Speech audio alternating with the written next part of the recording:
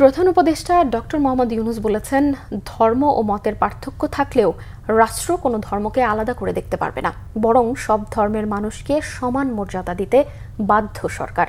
জুলাইয়ের আকাঙ্ক্ষা বাস্তবায়ন করতে একসাথে কাজ করতেও আহ্বান জানান তিনি। দুর্গাপুজো উপলক্ষে হিন্দু সম্প্রদায়কে শুভেচ্ছাও জানান প্রধান উপদেষ্টা। রিপোর্ট সৈয়দ আব্দুল মুহিতের।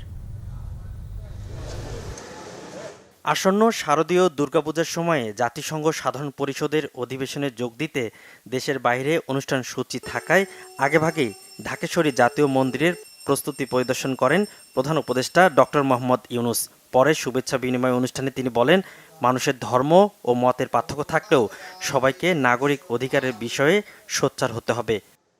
যত ধর্মীয় পার্থক্য থাকুক, মতের পার্থক্য থাকুক, যত রকমের পার্থক্যই থাকুক, রাষ্ট্র আমাদের প্রতি কোনো পার্থক্য করতে পারবে না। রাষ্ট্র দায়িত্ববদ্ধ সবাইকে সমান মর্যাদা দেওয়ার জন্য, সে যেই হোক,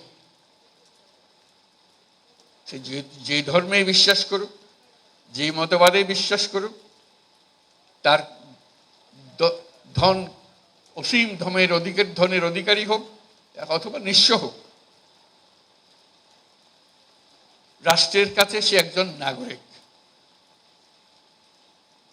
নাগরিকের সমস্ত অধিকার সংবিধানে লিপিবদ্ধ করা আছে। কোন সরকারের অধিকার নাই তাকে কোন জায়গা থেকে বঞ্চিত করা, ক্ষুদ্র পরিমাণও বঞ্চিত করা। তিনি বলেন, নতুন বাংলাদেশে সবার সব নাগরিক অধিকার নিশ্চিত করতে হবে। এ নিয়ে হতাশ হওয়ার সুযোগ নেই। বৈষম্যহীন ও দুর্নীতিমুক্ত বাংলাদেশ গড়তে একসাথে কাজ করার আহ্বানও জানান। আমরা এমন একটা দেশ বানাতে চাই যেখানে এরকম নিরাপত্তা বাহিনীর বেষ্টিত হয়ে ধর্ম পালন করে একটা হাস্যকর জিনিস হয়। এটা কি কথা হলো? এটা কোন দেশ বানালাম আমরা? এরকম দেশ বানানোর জন্য এত রক্তপাত, এত কিছু হলো? আমরা সেটা চাই না। আমরা সম্পূর্ণ নিরাপত্তার মধ্যে, সম্পূর্ণ বিশ্বাসের মধ্যে আমরা আমাদের যার যার মত, যার যার ধর্ম পালন করতে চাই। এই নিশ্চয়তা আমরা চাই।